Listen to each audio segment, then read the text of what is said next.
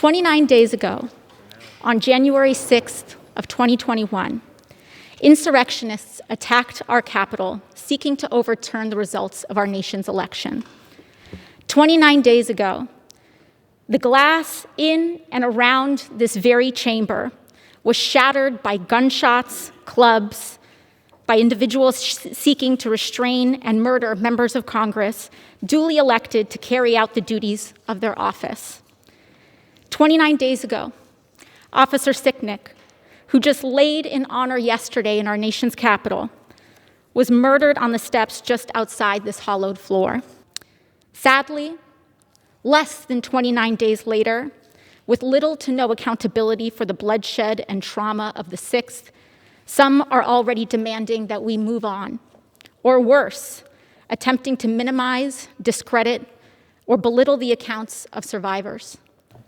Because it never occurred to me that with all the anger and hostility I saw, with those groups of people that were marching in a formation, that when I was later sitting up in that gallery with many of my colleagues as the proceedings were taking place, it never, ever occurred to me that this building would be invaded. And I worry every day for their lives because of this rhetoric.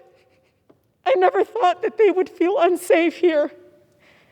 And so I asked my colleagues to please try not to dehumanize what's happening. This is real. And so I remember sitting in the office with my team and just thinking to myself, I feel like I'm back.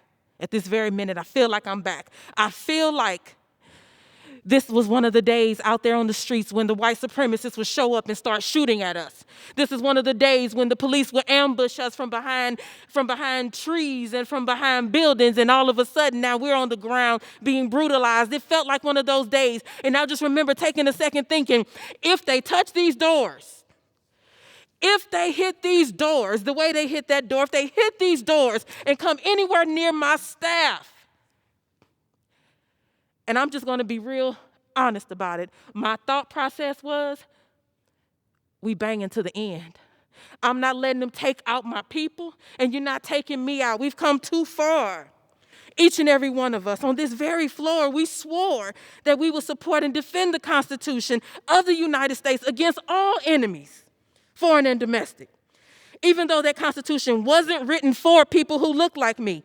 Even that Constitution wasn't written by people who look like me, and even though that Constitution cemented an unjust nation for people like me.